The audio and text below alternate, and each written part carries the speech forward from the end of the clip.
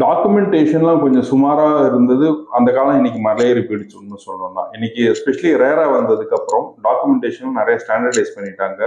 Area எப்படி define பண்றதுன்றது clear கட்டா definition கொடுத்தாச்சு ரேரா. ஓகேங்களா?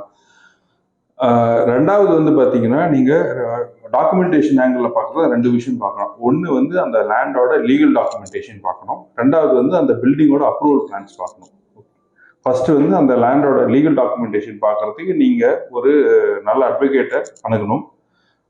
ஒரு லட்சக்கணக்கில் அப்பார்ட்மெண்ட் வாங்கும்போதோ ஒரு சொத்து வாங்கும்போதோ ஒரு அட்வொகேட்டுக்கு 5,000 ரூபாயோ 10,000 ரூபாய் கொடுக்குறது நம்ம ரொம்ப யோசிக்க கூடாது. ஒரு நல்ல அட்வொகேட்டை பார்த்து ஒரு ப்ராப்பர்ட்டி டாக்குமெண்ட்ஸ் கொடுத்து அவர் லீகல் கிளியர்னு சொன்னதுக்கு அப்புறம் தான் நீங்க வந்து ப்ராப்பர்ட்டி வாங்கணும். இன்னொரு விஷயமும் பண்ணலாம்.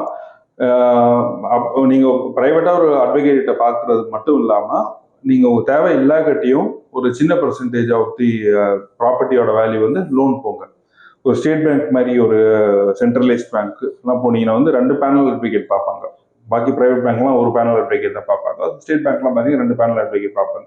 ஸோ அவங்களும் பார்த்துட்டு வெரிஃபை பண்ணும்போது வந்து லீகல் கிளியரா இருக்குன்ற ஒரு அஷூரன்ஸ் இருக்கு. ரெண்டாவது வந்து பாத்தீங்கன்னா ஒரு பில்டர் கிட்ட இருந்து எஸ்பெஷலி அபார்ட்மெண்ட்லாம் வாங்கும்போது அப்ரூவல் பிளான்ஸ் ஒன்று இருக்கு. அந்த அப்ரூவல் பிளான் வாங்கி பார்த்துட்டு அந்த அப்ரூவல் படி தான் கட்டியிருக்காங்களான்றது நீங்க கிளியர் கட்டா உங்களாலே வெரிஃபை பண்ண முடியும். இல்லை உங்களுக்கு தெரிஞ்ச ஒரு ஆர்கிடெக்ட் வச்சு யாருன்னா வெரிஃபை பண்ணலாம். ஆக்சுவலாக அது ரொம்ப காம்ப்ளிகேட்டட். ஒரு ஃப்ளோர் பிளான் இருக்கும். அந்த பிளான் படி தான் இவங்க கட்டியிருக்காங்களா எக்ஸ்ட்ரா கட்டியிருக்காங்களான்றது பார்த்தா உங்களுக்கு டிவியேஷன் பண்ணியிருக்காங்கன்றது கிளியர் கட்டா தெரிஞ்சிடும். இன்னைக்கு ப்ராக்டிகலி பார்க்கும்போது ஒரு அளவுக்கு பெரிய பில்டர் எல்லாம் வந்து யாரும் டிவியேஷன் பண்ண முடியறது கிடையாது. இப்போ ரேரா வந்தது அந்த பர்பஸ்க்காக தான் ரேரான்ற ஒரு ரியல் எஸ்டேட் அமைப்பு இருக்கிறது காரணமே வந்து கஸ்டமர்ஸை ப்ரொடெக்ட் பண்ணுன்றதுனால தான். ஸோ டிவியேஷன்னா 300 காலத்து 10-15 வருஷம் முன்னாடி பண்ணிட்டு இருந்த மாதிரி இன்னைக்கெல்லாம் டிவியேஷன் பண்ண முடியாது. சார் இப்போ டாக்குமெண்ட் நீங்க லீகல் செக் பண்ணி வாங்கிக்கோங்க. அண்ட் அதே மாதிரி இப்போ ரேரா பாடி வந்து நீங்க ஒரு பில்டர் கிட்ட வந்து அபார்ட்மெண்ட் வாங்கிட்டீங்க, அதை ஹேண்ட் ஓவர் ஆனதுக்கு அப்புறம் எதனா டிஃபெக்ட் இருந்ததுன்னா நீங்க வந்து ஒரு கன்சியூமர் கோர்ட்டுக்குலாம் போக வேண்டாம்.